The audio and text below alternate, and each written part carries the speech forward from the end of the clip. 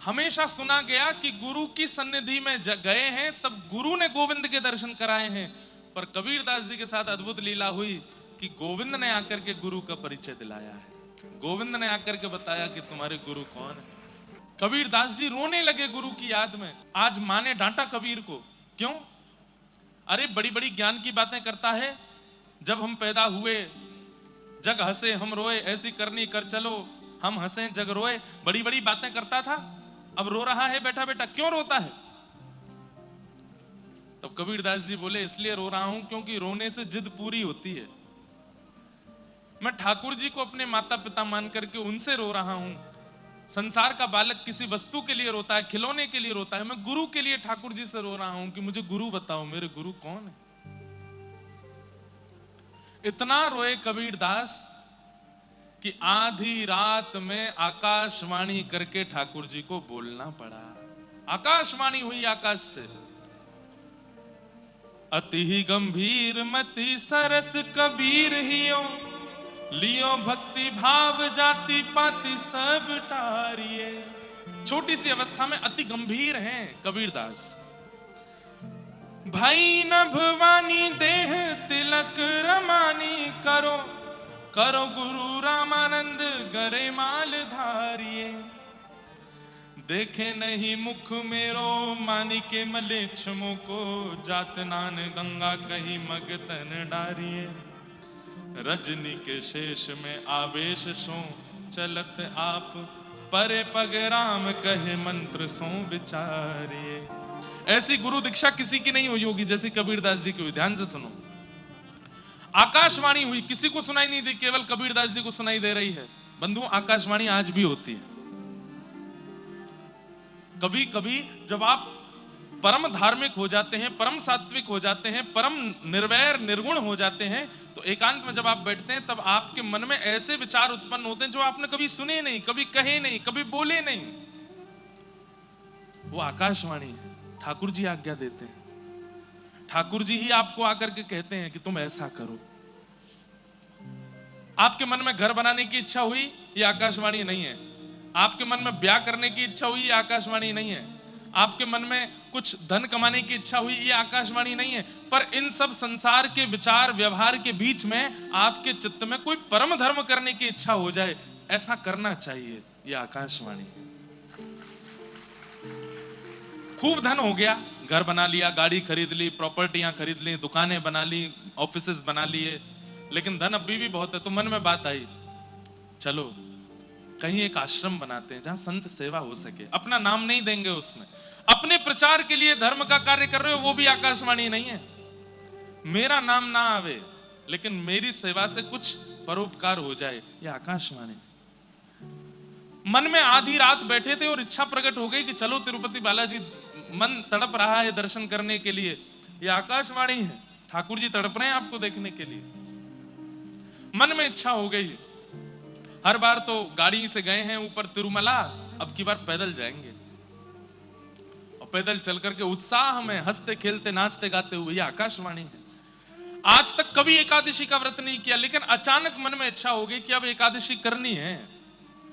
और एकादशी भार के रूप में नहीं, अरे व्रत है मैं तो पिज्जा नहीं खा सकता, मैं तो आज रोटी नहीं खा सकता, अरे मेरे मित्र का जन्मदिन है मैं तो इसमें कुछ खा नहीं सकता। नहीं, इतने उत्साह में आकर के आप एकादशी करते हैं कि आज तो मेरी एकादशी है, परम प्रसन्न होकर के व्रत करते हैं। ये आकाशवाणी के द्वारा की गई क्रिया है। जीवन व्यतीत हो गया, अब इच्छा हो गई कि गुरु जीवन में आने चाहिए, और जिनकी वाणी, जिनका स्वरूप, जिनकी उपस्थिति से चित्त पवित्र हो रहा है, ऐसे किसी का चिंतन करके मन में भाव आ जाए कि इनसे दीक्षा चाहिए, ये आकाशवाणी है। आकाशवाणी मतलब क्या है? भगवान के प्रति जो प्रेरणा आपके चित्त में प्रकट होती है वो आकाशवाणी से होती है, ठाकुर जी की कृपा से होती है। आपकी मन की वाणी तो संसारी क्रिया कराती है, ये आकाशवाणी है, हरिवाणी है, जो आपको भगवत मार्ग की ओर ले जाती है। हम चेन्नई में रहते हैं, व्रज बहुत दूर है यहाँ से, बार बार नहीं जा सकते, तो क्या करें, अपने घर को ही व्रजमंडल बना लेते हैं, अपने घर को ही अष्ट सखियों की महल, अपने घर को ही श्री ठाकुर जी का निकुंज बना लेते हैं। प्रवेश करने से अंत तक ऐसा लगे कि ये व्रज का ही कोई गांव है, ऐसी भावना से घर का निर्माण कर दिया, ये आकाशवाणी। तो आकाशवाणी आज भी होती है। भगवत कार्यों के प्रति जो आपके चित्त में प्रेरणा जागृत होती है वो आकाशवाणी से ही होती है। आकाशवाणी करके केवल कबीरदास जी को बता दिया, क्या बताया? भई नभवानी देह तिलक रमानी, करो करो गुरु रामानंद गरे माल धारिये। आकाशवाणी हो गई। बोले ए कबीर रो नहीं, तुम्हारे गुरु मिल गए हैं। बोले कौन है मेरे गुरु? बोले काशी में विराजमान श्री रामानंदाचार्य जी महाराज, यही तुम्हारे गुरु हैं। रामानंदाचार्य जी का नाम सुनते ही कबीरदास जी घबरा गए। बोले अरे रामानंदाचार्य जी तो म्लेच्छों का मुख भी नहीं देखते। पूरे काशी में हल्ला यही है कि मैं म्लेच्छ हूं, मेरे माता पिता म्लेच्छ हैं। वो तो म्लेच्छों का मुख भी नहीं देखते हैं, फिर मेरी दीक्षा कैसे होगी उनसे? अब देखो आकाशवाणी एक एक क्रिया बता रही है। क्या? बोले भई नभवानी दे तिलक रमानी। बोले तुम एक काम करो। बोले क्या? अपने अंग पर तिलक धारण करो, सिर पर रामानंदी तिलक धारण करो, 12 तिलक अंग पे धारण करो, और क्या करो? गरे माला धारिये, गले में कंठी माला पहन लो, तिलक धारण कर लो और श्री रामानंदाचार्य जी के पास चले जाओ। बोले देख नहीं मुख मेरो मानिके मिलेच्छ मोको, मेरा मुख नहीं देखेंगे वो मिलेच्छ जान के। जात नान गंगा कही मन तने डारिये। अरे वो किसी मिलेच्छ का मुख देख भी लेते हैं तो तुरंत गंगा स्नान करने जाते हैं, वो मुझे दीक्षा कैसे देंगे? तब आकाशवाणी कहती है ध्यान से सुनो कबीर, क्या करना है। रजनी के शेष में आवेश सो चलत आप, कहीं भोर होकर के म्लेच्छों का मुख ना देखना पड़ जाए, इसलिए रामानंदाचार्य जी आधी रात में गंगा स्नान करने जाते हैं। ध्यान से सुनिएगा, आकाशवाणी बता रही है। बोले ऋषि रामानंदाचार्य जी आधी रात में गंगा स्नान करने जाते हैं, लगभग 2-3 बजे गंगा स्नान करने जाते हैं कि कहीं किसी म्लेच्छ का मुख ना देखना पड़ जाए। बंधुओं, भारत पर अंग्रेजों ने शासन किया, अंग्रेजों से पहले मुसलमानों ने शासन किया, मुसलमानों से भी पहले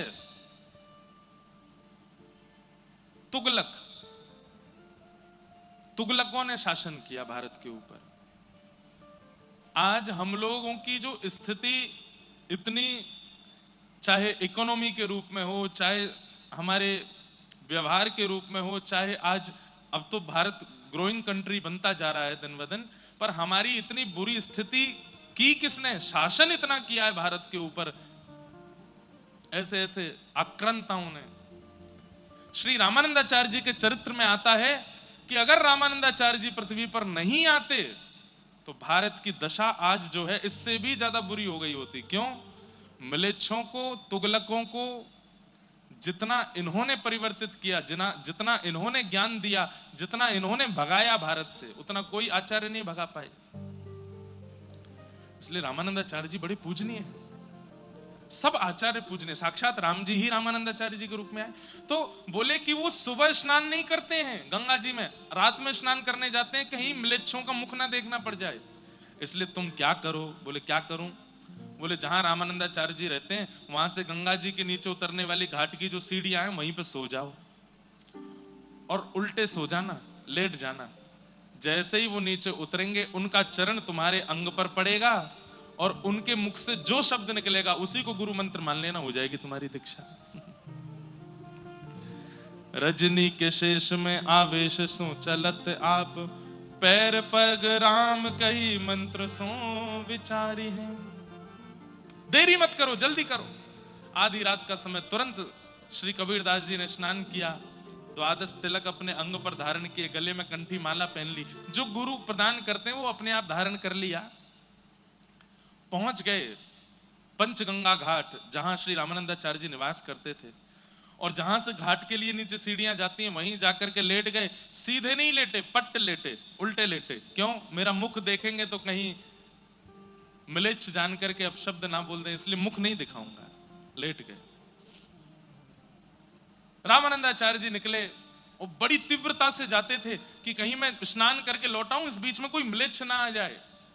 और जैसे ही रामानंदाचार्य जी सीढ़ियों से उतरने लगे, इतने में ही चरण पड़ा, और कबीरदास जी के ऊपर जैसे ही चरण पड़ा, रामानंदाचार्य जी को लगा पता नहीं कौन आ गया नीचे।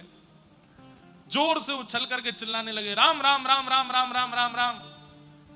तुरंत कबीरदास जी ने प्रणाम किया और सुन करके मधुर वाणी अपने गुरुदेव को चुपके से देख करके वहां से भागे, नाचने लगे, नृत्य करने लगे, नेत्रों से अविरल अश्रुधार बहाने लगे। पायो जी मैंने राम रतन धन पायो जी। ये पद तो मीराबाई का है, पर कबीरदास जी की जो स्थिति है उसमें फिट हो रहा है, इसलिए मैं गा रहा हूं। पायो जी मैंने राम रतन धन पायो जी मैंने पायो जी मैंने राम रतन धन पायो। अब तो राम राम राम राम राम राम कहते कहते पूरे काशी में भ्रमण कर रहे हैं, नेत्रों से अविरल अश्रुधार। मेरे गुरुदेव मुझे प्राप्त हो गए, राम नाम दे दिया है मुझे अभी तक। अच्छा, एक घटना और याद आई। कबीरदास जी अपने घर पहुंचे तो घर पहुंच करके राम राम राम राम चिल्ला रहे थे। मां ने पूछा, ए कबीर, तू इतने दिन से राम राम कहता है, लेकिन आज तेरे राम नाम स्वर में कुछ विलक्षणता क्यों लग रही है? तू रोज राम राम बोलता है, पर आज तेरा राम जब मुख से निकलता है तो तेरे आंखों से इतने आंसू क्यों आ रहे हैं? ये कंठ में इतने करुण भाव क्यों हैं? बोले, मां, मैं जलेबी बना रहा था, पर जलेबी बनानी जिनको आती है वो समझ जाएंगे, उसको केवल तल रहा था, लेकिन पाकर के देखता था तो जलेबी तो है, तली हुई तो है, फूली हुई तो है, पर उसमें रस नहीं था, क्योंकि चाशनी में नहीं डाली थी। ये चाशनी कौन है? बोले, कृष्ण नाम, राम नाम, ये सब जलेबियां हैं। हम बिना गुरु के जब इसका उच्चारण करते हैं तो समझो वो तली भुनी तो है, लेकिन जब गुरु हमारे कान में मंत्र बोल देते हैं तो मानो जैसे उस नाम में चाशनी घुल जाती है, उसमें स्वाद आ जाता है। आज गुरुदेव ने नाम सुना दिया है तो अब राम नाम चाशनी बन गई है। मां, अब जितनी बार उच्चारण कर रहा हूं उतनी बार धनुर्धारी राघवेंद्र सरकार मेरे सामने प्रकट हो रहे हैं। मां, मैं क्या बताऊं। श्री कबीरदास जी अब तो तिलक धारण कर लिए, गले में कंठी माला पहन लिए, अब तो प्रेम से राम नाम और ऊंचे स्वर में गाते थे, खूब भाव से भजन करते थे। एक बार एक राजा, ये मुगल शासन के तुगलक राजा आदि, तुर्की के राजा आदि, ये सब लोग भारत में आते थे क्योंकि यहाँ बड़े बड़े सिद्ध संत रहते थे, और वो सिद्ध संत अपने भजन के प्रताप से करते तो वो भजन का प्रताप ही थे, लेकिन वो इन लोगों को चमत्कार लगता था।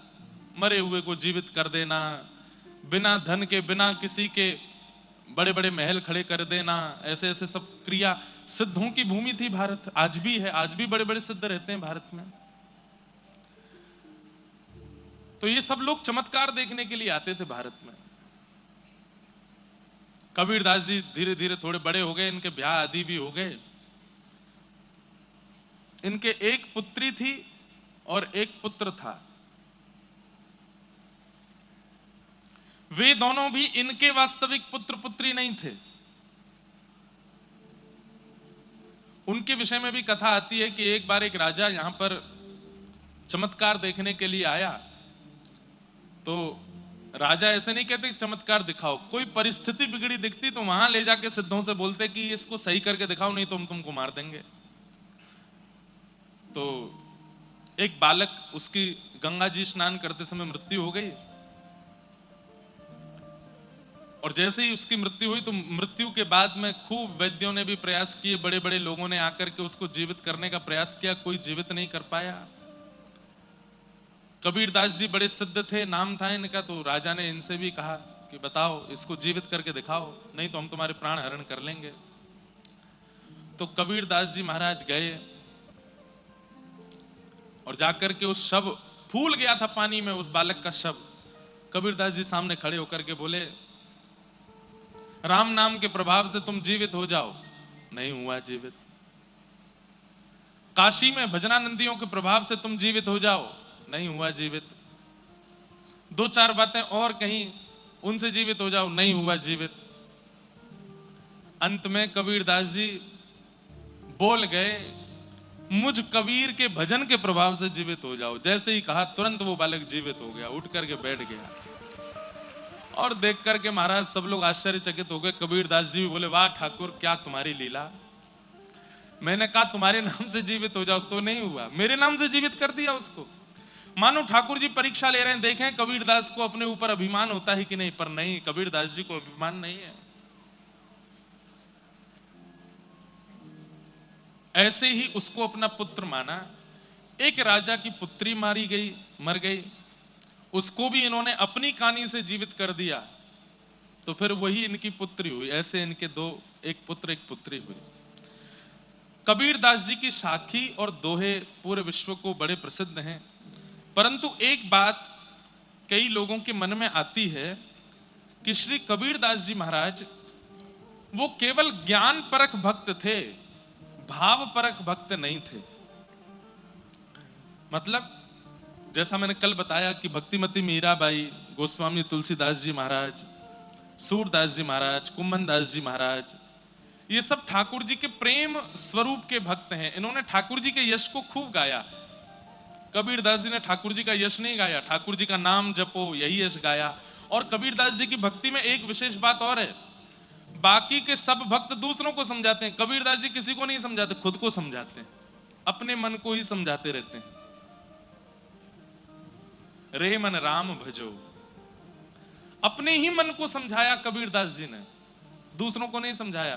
कबीरदास जी के इस भाव से पता चलता है कि कबीरदास कह रहे हैं कि भाई दूसरों को ज्ञान बाद में दीजिएगा, पहले खुद को समझाइए, पहले खुद को सुधारिए। तुम सुधर जाओगे, पूरा विश्व सुधरने लगेगा।